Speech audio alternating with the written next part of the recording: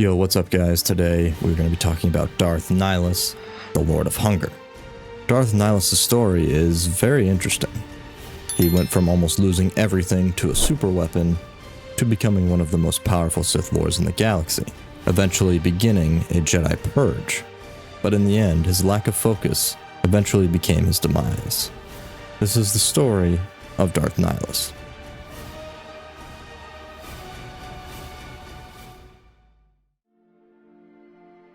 Darth Nihilus was a human male who was a Dark Lord of the Sith during the era of strife following the Jedi Civil War. But before becoming a Sith Lord, he lost everything during the Galactic Republic's war against the Mandalorian Neo-Crusaders. He survived the activation of the Mass Shadow Generator superweapon at the war's final battle at the planet Malachor V, which surrounded the planet with a destructive phenomenon known as a Mass Shadow. Experiencing the shadow that obliterated almost everything on and around the planet made Nihilus crave Force energy. The affliction painfully ravaged his body while giving him a Force wound. He was found by a former Jedi, Kreia, who eventually became the Sith Lord Darth Traya, and she told him that she could teach him all he needs to know on how to feed his endless hunger. He ended up accepting her offer and became her apprentice at the Treyas Academy on Malachor V, where he ended up becoming one of the three concurrent Dark Lords of the Sith. Together, Nihilus and Traya ended up forming a triumvirate. A triumvirate is a loose alliance of what remained of Darth Revan's Sith Empire, which was destroyed by the Jedi Order during the era of strife that took place after the Jedi Civil War. So usually triumvirates were made up of several, if not hundreds, of Sith apprentices, masters, and Sith assassins. This triumvirate consisted of Nihilus, Traya, and Traya's other apprentice at the time, Darth Sion, as a third member. The trio ended up choosing individual titles for themselves, so this is how Darth Nihilus became the Lord of Hunger. The apprentices grew in immense strength throughout their training and eventually were powerful enough to overthrow their master. So, Sion defeated Traya while Nihilus sapped her of her energy. And then the two Sith combined their power to sever her connection with the Force entirely and send her into exile. Nihilus's affliction developed to the point where the Dark Lord was forced to call upon the dark side of the Force to encase his spirit within his mask, as well as his armor, just to stay alive. He and Sion then began a Jedi Purge. The Jedi Purge was extreme and caused the near extinction of the Jedi Order.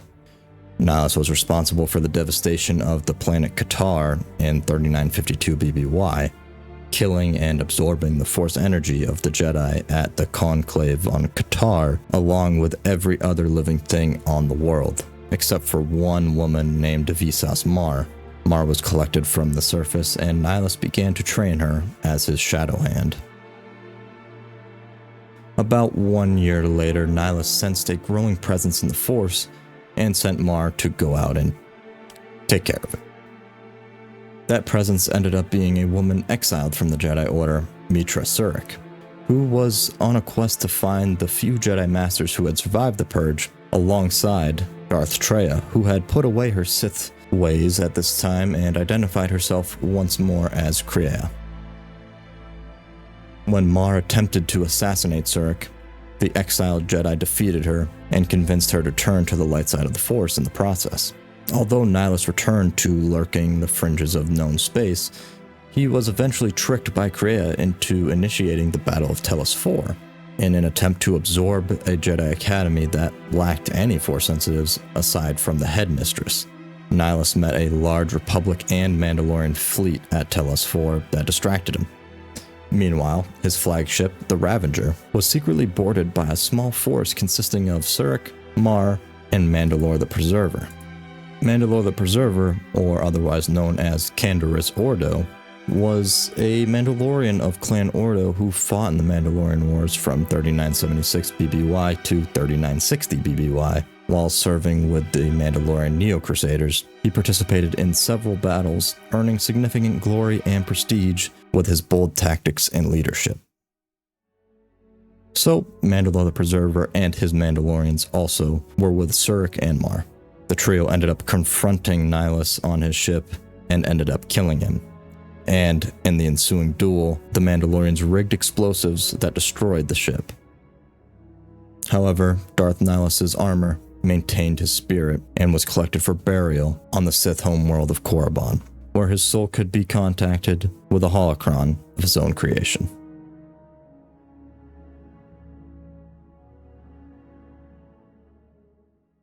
Alright guys, that's pretty much it. Just a brief overview of Darth Nihilus' life in Legends.